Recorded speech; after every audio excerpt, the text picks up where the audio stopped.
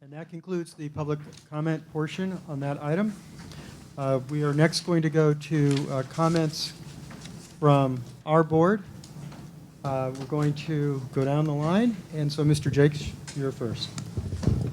Actually, excuse me, these are questions, as you know. Yeah. These are questions to LASD. Can I have more than one?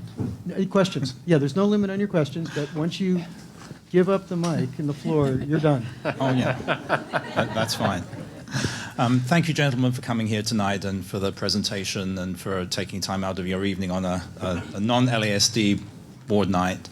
A couple of questions. With regard to the site that's being contemplated, and some of this is anecdotal information, but I had heard that the owners of the Safeway site were unwilling. There was talk about eminent domain to be able to obtain the site. So two questions. One is, how willing is the owner of the Kohls site that's being contemplated? Do we know for sure that that is a willing seller that really wants to dispose of the land? And secondly, how certain are you about the portability of the TDRs? Because I can see that from an economic standpoint, it's possible for the district to buy the land and then sell the TDRs and use that income to be able to enhance the development. But there's very little precedent of TDRs being used to fund a school site. Are you confident that the TDRs are going to be available and will be able to achieve the income that you're considering? We'd be happy to answer any questions that have been publicly, or that are in the public domain, but we're not allowed to answer any questions that have been in closed session. I just want to make sure. Okay. I understand, yeah. Okay. Is that just a general comment? Yeah, that's all right. So the deal's not done yet, so we can't obviously talk about specifics. As I mentioned, the owner of the Kohl site is a willing seller, and we're very confident of that. The question about the TDRs, it's been drawn up that way. We've been working with a consultant who has done not this specific thing, but has worked with schemes like this over the years. So we're pretty confident. We've had a lot of interest. We've already sold all of the available square footage under the TDRs to developers, and we've had other developers who didn't make it through the door in time come to us and talk to us and ask if something might be available. So we're pretty confident in the whole scheme at this point and in the amount of money that we think we'll be able to recoup. Thank you. Do you have other questions? No. Okay. Thank you again for coming tonight. I had a couple of questions around enrollment growth and projections for enrollment growth and considering other options. So we've said, I've heard the argument for one of the arguments for having a 10th site be not just having a permanent facility for BCS, but also addressing enrollment growth in the district. And when I've looked at the enrollment growth, including the chart that you showed, it shows enrollment growth is actually flat right now, and I think it's declined by about 500 students since we started the 5-year agreement. And so it seems like at current capacity there is capacity to support the existing students in LASD, and it seems like what I'm hearing the concern is that in the future, as new developments come online, that there might be a spike in increased enrollment in the future that we would need to take accommodate. And so I guess what I'm interested in is more clarity from you about what data or analysis you've had, including any longer-term enrollment projections or basis for figuring out what that likely enrollment might be, and thinking about the numbers of students, whether those aren't students that could also be accommodated in current facilities, since if the enrollment has declined over the last couple of years by about 500, if it continued to flatten or decline, why, if you added even 500 more students, they couldn't be accommodated in the existing school footprint within the district. So I guess I'm trying to better understand that, because it seems like without that, I struggle a bit to understand why we would need to spread the district thinner and add another site when you could work with the existing land. So I guess that was my first question: is there other enrollment data or projections that would sort of justify or give more context about what that growth is likely to be? Sure. So the demographer last spring went into a lot of this. I don't have all the figures off the top of my head, but I'll try to answer your question question. There's currently, I think, about 1,600 apartments under construction in the north of El Camino, and that's not like future projects. That's like wood is getting hammered together as we speak. Yeah. And we expect that to continue. The whole, the site where the Walmart is, I think will eventually get redeveloped at a similar height to the other half of that block. There's a lot of other. There's actually the car wash that's up on El Camino. Mountain View just got a submission for a project on that site. There's a lot more coming.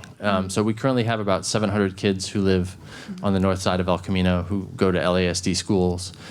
We expect, and you can quibble about the numbers, but even if we get a tenth of a kid per unit, and our recent history has shown it likely to be far higher than that, we're talking about several hundred and up more kids over there. In terms of why we can't spread them over the district, I mean, I think nobody really wants to have to drive a long way to go to school. Santa Rita and Almond are currently full, certainly as far as their permanent facilities are. So is Covington. So obviously is Egan. So we could make those schools larger. There's a lot of research that shows once you get over about 700 students, there's kind of on a single campus, there's a little bit of an inflection point about what that school feels like, how it operates, especially at the elementary level. And I think, our community we've heard that from our parents a lot over the years, that what they want is a school that's sort of 300 to 500 kids that their kid can walk to, ideally. And then, so that's another thing, which is, in the long term, once we do have even more kids who live north of El Camino, it would be much better in terms of traffic and safety if there's a campus there where they don't have to cross San Antonio Road or El Camino to get to it. Yeah. I guess digging a little more into that is where I'm trying to understand a little more. So, and my context is in my prior life before moving here, I led strategic planning for Boston Public Schools. So this was kind of my life, the demographer's reports, understanding enrollment, figuring out facility use. So I had a chance to read through the demographer's report from last year. And I guess what I was struggling with a bit is that in the demographer's report, it included the projections for anything that was currently planned or zoned. And then there was potential for more. Of course, some of those may not materialize if you build a school in that site. But it did seem to show that the demography even put a pegged a rate for what's the likely yield of students per unit, and that it was coming in lower than from the buildings that had actually come in north of El Camino already. It was actually, the actual numbers were lower than what the projection, what his estimate were for for that. So I guess what I'm trying to understand is, even if you had another 1,600 or 2,000 apartments and you yield at best like half a student per, I think the assumption the demographers had was maybe half a student per unit. So you'd end up with, maybe you have max if you had, and again, I'm not sure how many new units, you have 500, 1,000 kids. I guess what I'm still struggling with is we've already seen enrollment. There was the capacity at LASD schools 5 years ago for 500 more kids.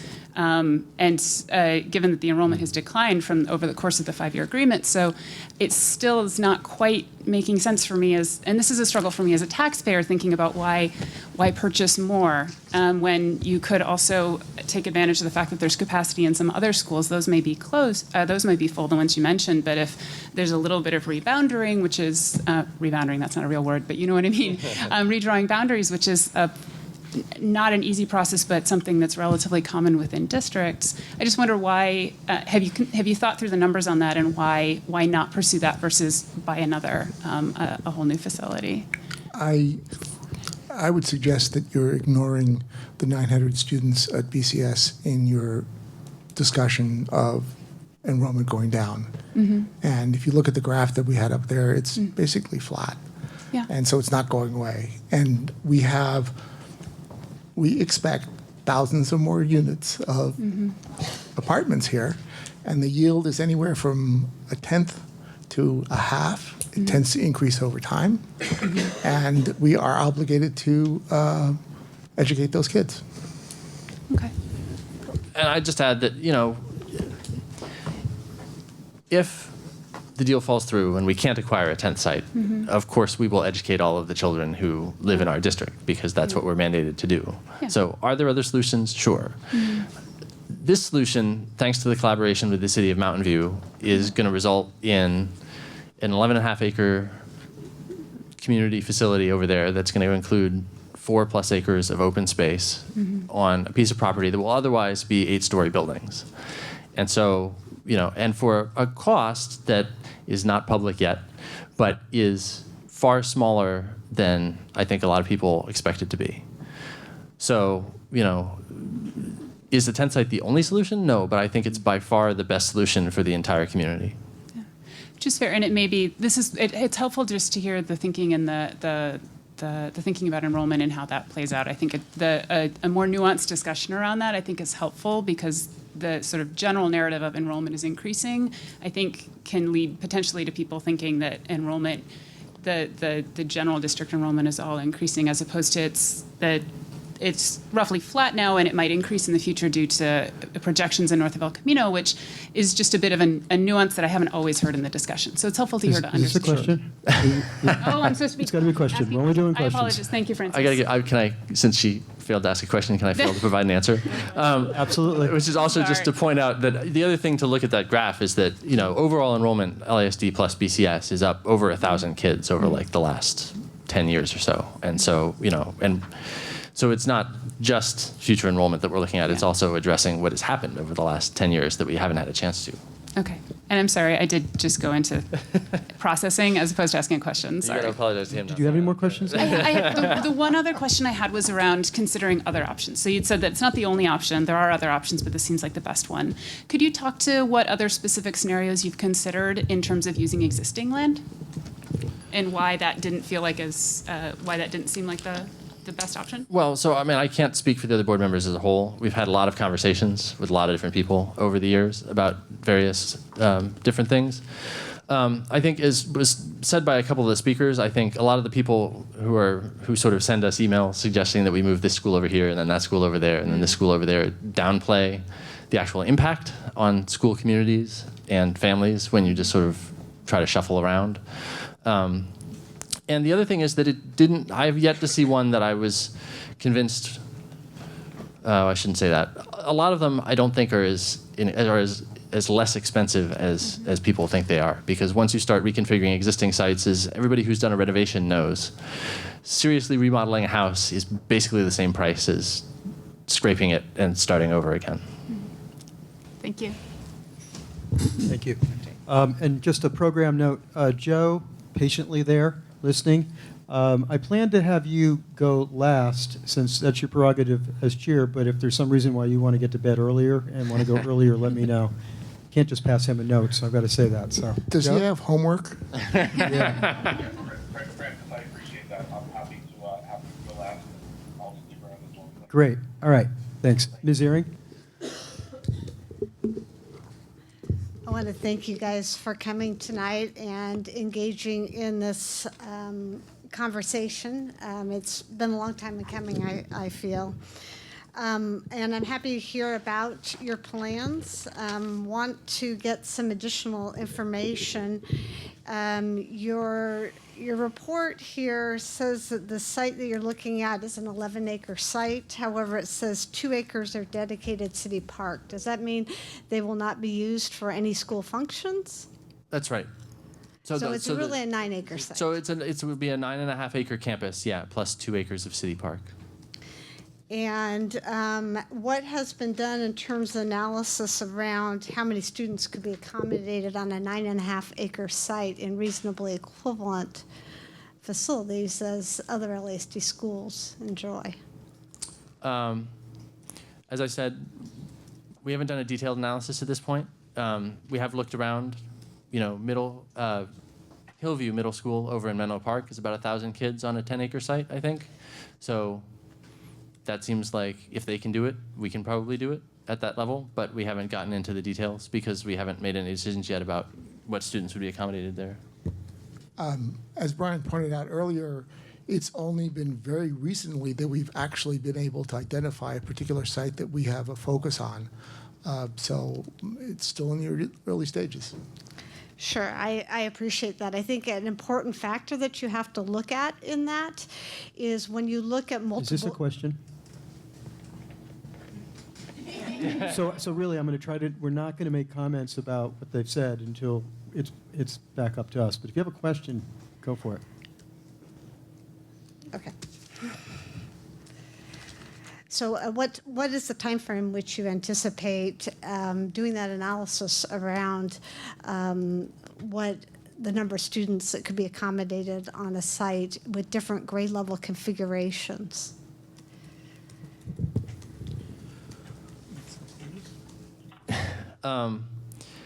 Well, I think that's part of the process that's going to be driven by our conversations with you. I mean, we don't have unlimited staff time, so we can't run every single permutation we can think of in terms of numbers of kids and grades of kids and all the rest of that stuff, which is why, as we said, we've done some high-level sanity checking to make sure that we think that site can accommodate a reasonable size. And then, what we're hoping to hear from you is if you're interested in occupying part or all of that site and how many kids you'd be interested in occupying it with, or if you're not interested in occupying that site. And I think that will be part of the discussion about how we will use that site is getting some of that feedback from you. Okay, thank you.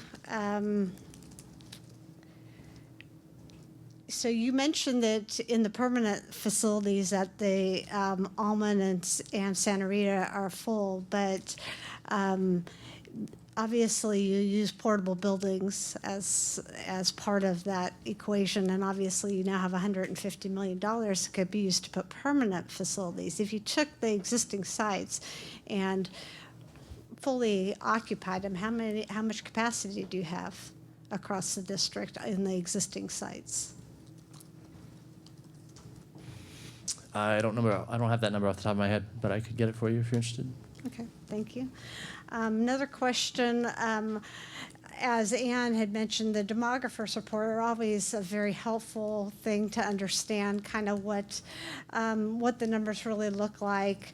And I was interested in knowing why there was no demographers report this last spring. There was a presentation, but the full demographers report was not provided.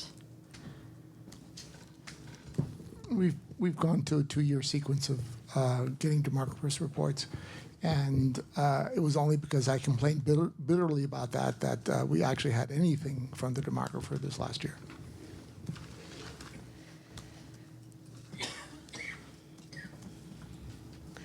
Can you tell me what your enrollment was for this fall? I don't have the number off the top of my head.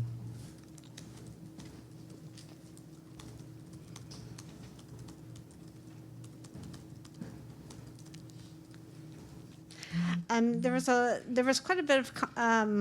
I reviewed the tape from your previous meeting, and there was a lot of conversation amongst the board members about how it was cheaper to use new land, and you kind of referred to that.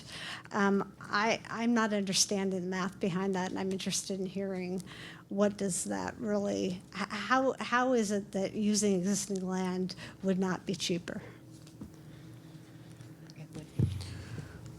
Well, it all depends on what the solution is, right? I mean, not spending anything on facilities is always the cheapest option. So then the question is, what do you actually want to do?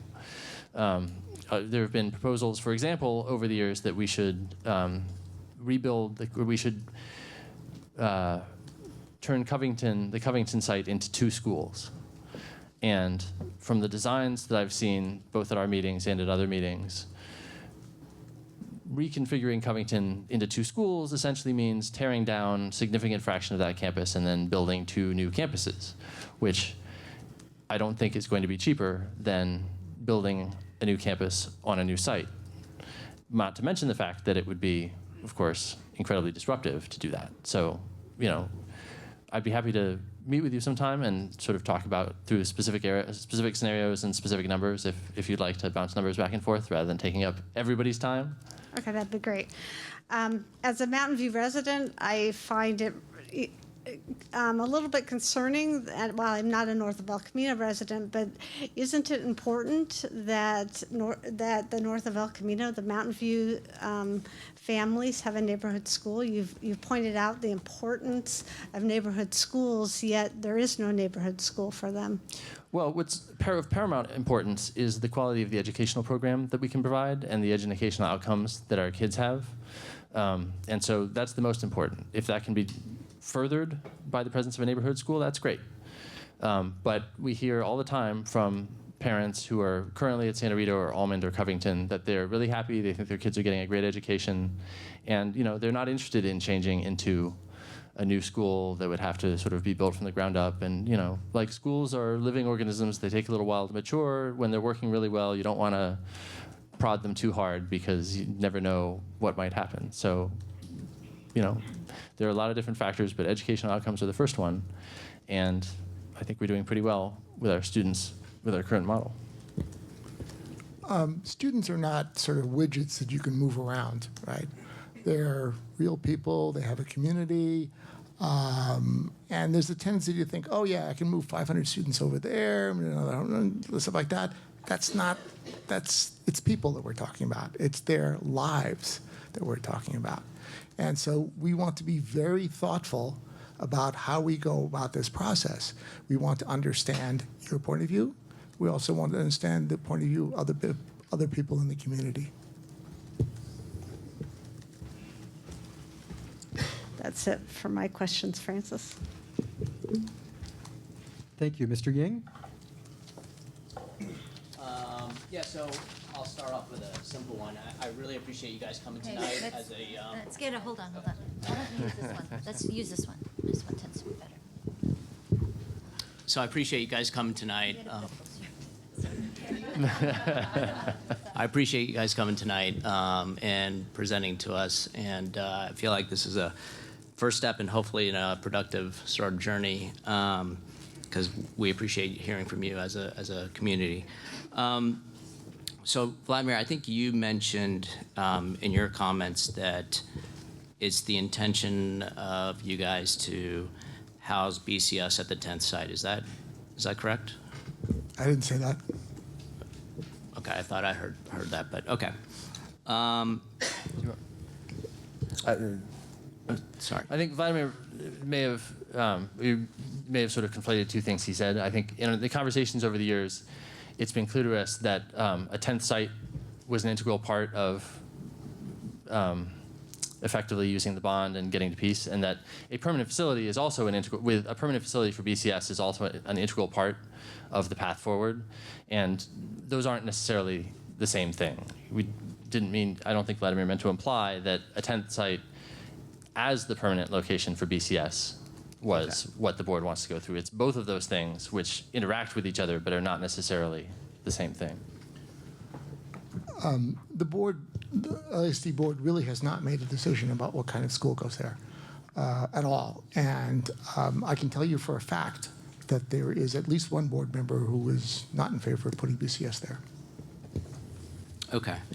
I appreciate that. Apologize for misunderstanding you. I want to ask a question about the TDRs. I think David brought up the subject of TDRs. Specifically, how is LASD going to mitigate the counterparty risk on the TDRs? And what I mean by that is when you guys close on the land, and Bryan, I think you actually stated that you've sold all the TDRs, but the TDRs are non-binding LOIs, right? And when you close on the land, you have a counterparty risk of basically you have a bunch of developers who've said they're interested in buying TDRs, but they have no obligation to close, and they probably wouldn't take on that risk until they have a clear visibility that their project that they're entitling is going to receive their approvals. So whether it's a market risk in terms of time elapsing from the time you close to the time they actually get their approvals, that the market has traded away and their project no longer makes sense, they no longer have to close on or pay for those TDRs, and therefore there creates a risk for the district on a funding gap. You're right. There is a risk. I'd like to point out, though, that currently, at least, we have a waiting list for people for developers who are willing to buy TDRs. So we don't think the risk is very great. I can Well, appreciate. and I'll just Go ahead. I'll just add that one of the advantages of having a willing seller is that while there is risk that something could happen to the TDR funding, in the worst case, we own a tremendously valuable piece of land, right? Because if the TDRs fall through, then that land isn't encumbered as far as development. So, as I said before, we're confident in this TDR process. We're very grateful to the City of Mountain View that has helped us put it together, and that it'll go through. But I don't think, and I can only speak for myself, that the district is, sort of significantly stuck and without options if there are wrinkles along the way. Has there, as a follow-up, has there been any analysis or discussion about a backup plan if you were to close on the land and the economy were to trade away from you guys and the TDRs were not there and they did not materialize? And you then are sitting on an asset that top-ticked the market, and who knows when we might see those values again. Has there been any analysis or discussion about what to do with an idle asset like that? So I talked about that a little bit. There has been discussion. It's closed session discussion, so I can't share any of the particulars with you. But yeah, it's something we've looked at. Okay. Let's see. You mentioned that Federal is a willing seller, unlike Greystar or the family that owned the Safeway site. I can only imagine, given the complexity of the tenancies and the easements and so forth with respect to the Federal site, can you give us an update as to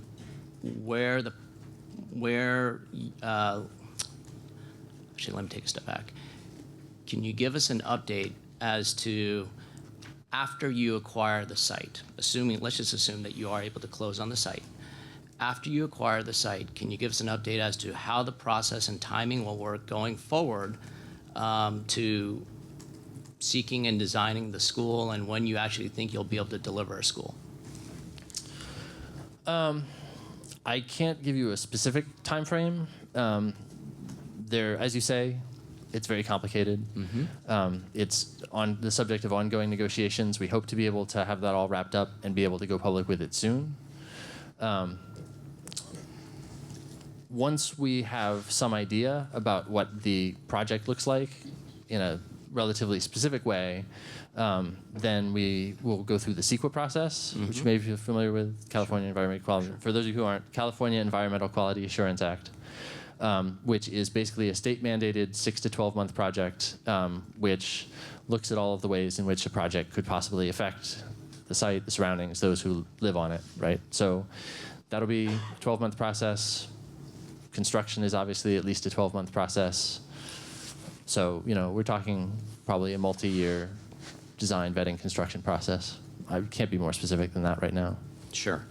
As part of that CEQA analysis, have you guys examined or analyzed the EIR risk factor that will be the largest gating item? No, not to my knowledge.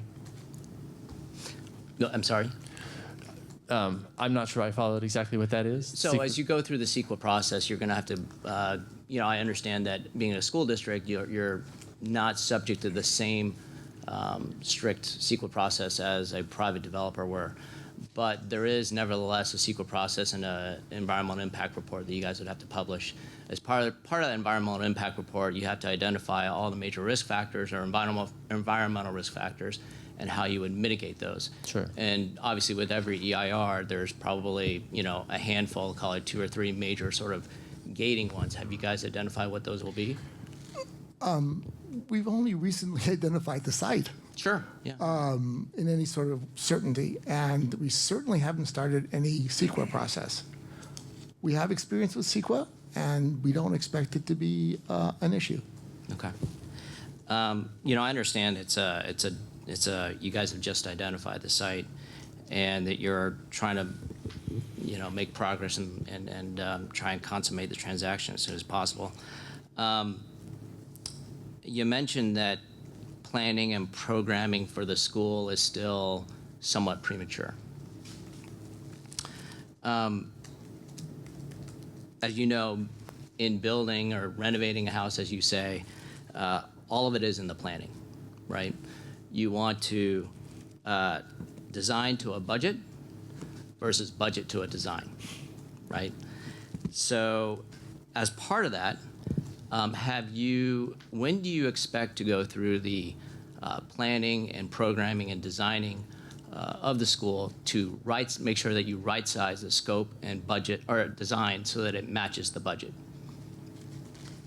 Before or after site acquisition? After we acquired a site? After you acquire the site. And how will... And after we've worked with you guys to figure out what the overall master plan for, facilities going forward is going to be. And so after you acquire the site, but before the TDRs materialize, how will you solidify a budget, a construction budget, so that you can plan and design accordingly? Because the TDRs don't materialize for, who knows how long. I don't think it'll be as long as perhaps you think. Okay. The developers who have been buying them want to get their projects done before the economy turns as well. Mm-hmm. So, a lot of these details will become clearer once everything is done. But, I take your point that you need to know how much money you have to work with before you can decide what you're going to build. And Right. we will certainly do things in that order. We definitely want to design to a budget, right? Yeah, sure. Sorry, so let's see here.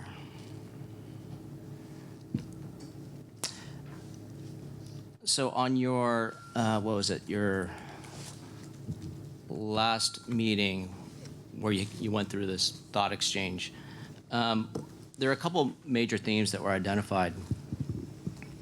One was transportation and safety, and the second was maximizing the use of current resources. With respect to transportation and safety, how will LASD mitigate the issues inherent with the 10th site, or rather, let me rephrase that, the Kohl site specifically? I'm not sure we can answer that question until we know what the impact of traffic and safety will be generated by the 10th site, which we can't know until we've actually decided what students are going to be accommodated at the 10th site. So that question seems a little bit premature. Okay, so let me rephrase the question. Short of it being a neighborhood school where traffic is mitigated and minimized, there will be, without even going through the analysis, there are a bunch of obvious sort of traffic-related issues. For example, everything from cars to even pedestrians crossing El Camino, which is not a pedestrian scale street to cross, right? And most recently, if you look at the developments that have been in north of El Camino, and this is in part due to the city's desires, but the developments have not been built to a pedestrian scale. They've been built right up to the public right-of-way. So from a pedestrian standpoint, being able to handle, and this is to sort of, I understand the city's viewpoint is to densify development and encourage kind of an urban feel, but it's difficult for whether you're walking or riding your bike on some of these streets north of El Camino, given these new developments, and there's just inherent risks. So I think without, I understand that may be premature for specific issues given who will go there, but has any analysis or discussion been given to some of the sort of, I guess, more obvious traffic risk factors? And what might those be? So, as you know, a lot of that stuff comes out in the CEQA analysis. And ultimately, the city of Mountain View is the body that's most responsible for traffic. Mm-hmm. But you seem to have a lot of knowledge and a lot of ideas about that use of that site. And so if you could help us, that would be great. Oh, yeah, we're happy to work with you guys on it if that helps, right? We want a collaborative solution. Questions only. So, with respect to maximizing the use of current resources, I think who was it? Was it Ann? I think asked, if you guys have analyzed what are alternative solutions So has any, sort of a different way of asking it, which is, has any discussion been given to what if this tent site purchase doesn't actually close? What might those backup plans be in the interest of making progress on a quote-unquote solution for use of Measure N funds? Sure, and if you look at the presentation from our September 24th meeting, there was kind of a matrix in terms of different options and what they would entail. But one of the difficulties in trying to think that through is that we haven't had a lot of detail about your guys' plans as well, right? Because obviously there are a lot of students on Egan and Block right now. Mm-hmm. And so if you guys are considering expansion, then we have to take that into account and figure things out. So, we haven't tried to game out specific things because we've been pursuing the 10th site as the first option and haven't really had enough data to do detailed planning. So that's why we're here. And the last question is, you mentioned that there were 1,600 units being constructed or under construction north of El Camino. Outside of, was that under construction? Did you say under construction or planned? Well, at a minimum, approved. Approved, okay. Yeah. So whether they're all literally spade in the ground, but the Greystar project at the Old Mill Safeway, that's been approved. That's about 600 units. The old Dittmers and everything else associated with that, which is already 5 stories of wood framing. And then there's a project which I think is 400 units behind Target on Ortega, which is about 400 units. And then there's a few more smaller ones around as well. Okay, great, thank you. So you're halfway through. And I know, Mr. Ivanovich, you said you weren't feeling great, and I think you started at the beginning of the meeting. No? I thought someone had been No, that was John Radford. Not That was me. John. Oh, sorry. I don't even Well, then look like I'm not him. going to make the same offer to John I'm about to make to you. You do, Would either of you like a bottle of water? I would love a bottle of water. Okay, good. We're getting, okay. Get a, Here, David's got me. Thank you. sorry, I thought you weren't because it sounds like you're a little hoarser than normal. That's the way I normally talk. Thank you. Good? Yes, Mr. Bryan, yours. All right, thank you.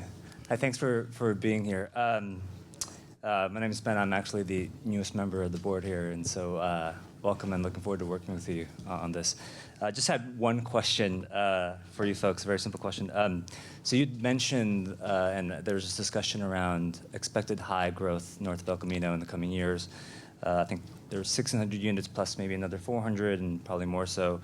So if you just connecting the dots in my mind, if you take that coupled with the traffic that implicates and moreover there's been seemingly strong interest from the neighborhood and the communities around having a neighborhood local school, how do you rationalize that or prioritize that as you guys think about what to do with the 10th site?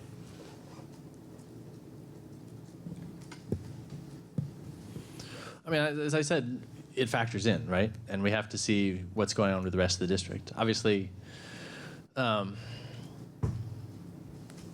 we believe that we will need capacity in the north end of the district long term, sort of 20, 30 years long term, right? There'll be a lot more students up there. We'll need the extra capacity up here. Right now, we don't really have a lot of extra capacity. So that's why the 10th site, is the first priority. In the medium term, it's about educational program, about what the other alternatives are, right? Like we need to find permanent homes for you guys. We need to find we need to figure out if we're going to make changes to attendance boundaries, to other things, how to do that in a thoughtful way over some period of time. So, this is the 10th site is not a, spur of the moment project, right? This is a long-term project. It's going to take a lot of planning, a lot of input. Use of the 10th site might change over time, but the district has a lot more flexibility and the community has a lot more open space and a much greater asset if we do it. And then we'll figure out then how to maximize the educational program of all of our schools by using it. Okay. Ms. Roa? Thank you. Thank you, everybody, for being here, and you guys too. By now, a lot of my questions have been answered. So I do have a question about the families at the North of El Camino. So one of my questions was, how many North of El Camino students does LASD currently have? You said about 700. And one of the questions we had in our agenda was, okay, let's say that you decide to give the 10th site to BCS. So then if so, what will LASD do to meet the North of El Camino community needs, if that's the decision? Again, along the lines of what you were saying about neighborhood schools, 300 to 500 kids per school. So then how would you address that need for the North of El Camino kids? That's something that we would have to work out together, right, as to what the rest of the district would look like. So, we're accommodating the kids that we have now, we're accommodating, and I think it's much easier for us to accommodate the growth that we're expecting north of El Camino if we have another 9.5 acre campus and much more flexibility than if we don't. So I can't give you a specific answer because there's a lot of moving parts, a lot of things to consider over the years, but that's how I think about it anyway. Okay, and I guess someone in the comments mentioned that the North of El Camino neighborhood has been asked about this plan. So I wonder why this community forum just happened until recently and not before. Well, as I said, it's only recently that we've gotten to the point with the acquisition of the Kohls site that it made sense to start diving into these details. I mean, you can go in front of people with theoretical questions all you want, but what's really useful is when you can actually say, okay, here's where it's going to be. What do you think? What are your thoughts? So that's why. And we've had a lot of, as Vladamir mentioned, we've had a lot of groups over the years. We've had a lot of representation from that area. We've had a lot of representation from the school communities, including both our schools and BCS. So, it's not the first time we've talked to people who live north of El Camino, have kids north of El Camino, that kind of thing. Those thoughts have been informing our process the whole way through. It's just now we could have a more specific conversation with them about exactly what we're contemplating doing. Okay, those were my questions. Thank you. Dr. Sutcliffe? Most of my questions were already asked, but I have a couple more. And thank you again for being here and being really patient with all the questions that have come your way. So I've heard some comments about, one of the goals is to ultimately find a permanent site for BCS. But at the same time, people have talked about whether or not BCS may be placed at this 10th site. But then I've also heard that, there's projections that north of El Camino will be growing over the years. So there will be a higher and higher need to provide a neighborhood school for the families who live north of El Camino. So my question is about, if BCS was placed at the 10th site, would it be permanent, or is that just short term until the north of El Camino population grows? I think both of those in the abstract are possibilities. Sure. Okay, so it may not be permanent then. I mean, I think that's part of the discussion that we need to have. Okay. If BCS was placed at the 10th site, how would the BCS community be engaged with respect to designing the facilities, the space, the outdoor space, the indoor space? We would expect to consult with you. Can you expand on that, of what that means?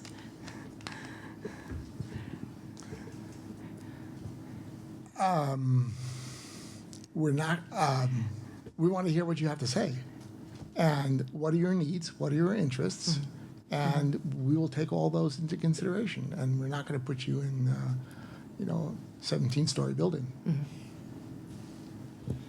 And I mean, I think the lack of detail comes partly from the fact that, nobody on our current board has built a school, so we don't have a model for exactly what that looks like. We're certainly open to input and suggestions as to, ways you think would be most effective if you are occupying some or all of that site, is to engage your community and yourselves and figure out the details. Okay.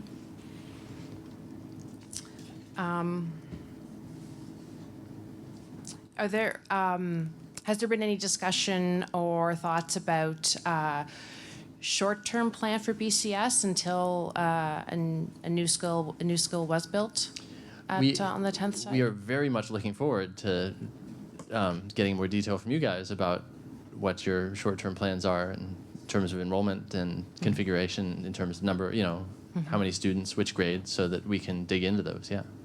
Okay. Also, I think the traffic questions were already asked. Let's see. Last one would then be, are there any other sites being considered right now? No. Okay. Thank you. I assume you mean for purchase. Yes. Okay. I'm done. Last but not least, our chair, Mr. Hurd. Francis, thank you very much. And Vladamir and Bryan, if I can be so informal to use your first names. Yeah, can everybody hear me? Yeah. More or less. Okay, fantastic. My apologies for phoning in today. I'd much rather be with you guys in person. I do appreciate both of you very much for taking the time to come talk with us this evening. I have 4 or 5 questions. I'll go through them very quickly. The first batch deals with some of the statements that were made tonight, particularly by Bryan, and the second batch deals with some of the questions that we had raised on our agenda, specifically section 2B for those of you following the audience. Bryan, just so I understand, in terms of the site, I think Andrea had mentioned this before as well. You had mentioned that the site is 11.5 acres, but 2 of those acres are specifically reserved for the city to use as a park. Is that correct? So the overall, to get in a little bit more to the details of the overall scope of the deal, so what we're calling the Kohls site, that rectangle, is 11.5 acres total. The current contemplation is that Greystar, which is developing the old Safeway site, would actually purchase 2 of those acres in partial fulfillment of their open space requirements. Developments in the city of Mountain View, developers in the city of Mountain View are required to set aside open space in proportion to the size of their developments. Almost none of them actually do. Instead, they give money to the city called park in lieu fees. But this is a case where a developer actually would be able to provide open space. So they would purchase those 2 acres, and then the district would purchase the other 9, roughly 9.5. Okay, all right. And of that 9.5, 4 acres of that would be reserved for fields and recreational facilities. Is that correct? That's our preliminary estimate, yes. So roughly, if I got my math correct, 5 acres or so for a building. 5 acres or what, I'm sorry? Or 5 acres or so for a school building. Oh, sure. I mean, school building, parking lot, things that, Yeah, got it. Okay. et cetera. All right. You mentioned that I can't remember whose question you were responding to, but you mentioned that Santa Rita, Almond, Covington, and Egan are currently at capacity for student load. Is that correct? In terms of buildings, yeah. What do you mean in terms of buildings?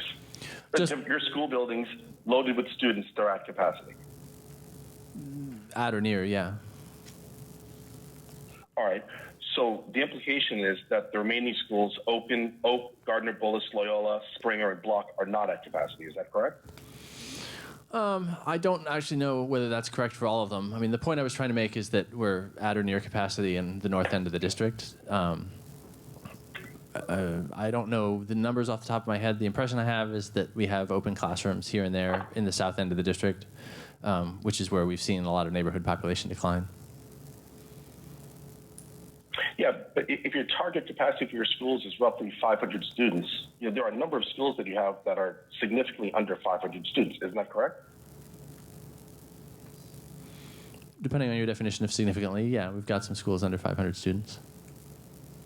Sorry, depending on my definition of what? Significantly. Okay. Have you released your enrollment numbers for the 2018-2019 school year yet? I haven't seen them in the last week. So I'm not sure.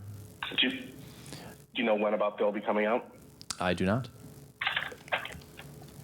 Can you find out and let us know? Sure, we can get you that number. Okay, all right. CBAD says Wednesday, so it's probably going to be Wednesday. There you go. Great, okay. The 10th Site Committee that was recently convened that you mentioned on the first page of the deck, was that committee allowed to consider reconfiguration of existing LASD properties as one of the options? I wasn't directly involved in that committee, so I'm not sure I can answer your question. And I also am not sure what you mean by allowed. Was that listed as one of the topics for the 10th Site Committee to discuss, reconfiguration of existing LASD properties? You had talked earlier about potentially putting 2 schools on the Covington site, and then it dismissed that as being too costly. Was that or something like that one of the options given to the 10th Site Committee? Well, so the 10th Site Task Force, their mandate was to consider factors around use of the 10th site. So they were assuming that we were going to proceed with the 10th site. They, weren't asked to consider whether or not the 10th site was a good idea. Okay. All right. Are you familiar with a group called Creative Facility Solutions? I'm now turning to Section 2B. Sure, I've attended some of their meetings. Yeah. I've attended some of their meetings. Okay. Yeah, I remember seeing the audience. Tell me, has LASD ever engaged with the Creative Facilities Group in a public setting? I don't know. I don't know if they've ever asked to come and present to us.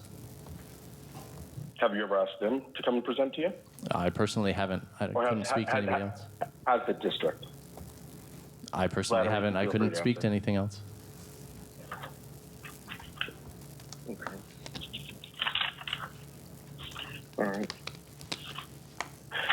You made a comment that I thought was pretty interesting, and it's really more of a philosophical comment. You mentioned that when schools are working well, you don't disrupt them willingly. I think the question was in reference to Santa Rita, Almond, and Covington. Did I hear you correctly? I was on the phone. I don't know if that's what I was referring to, but I believe I made that comment. Okay. Would that logic also apply to BCS and the BCS community as well? When a school is working well, you don't disrupt it willingly? Certainly, I think things have been going really well over the last 5 years of the facilities agreement. Great. All right. I am done.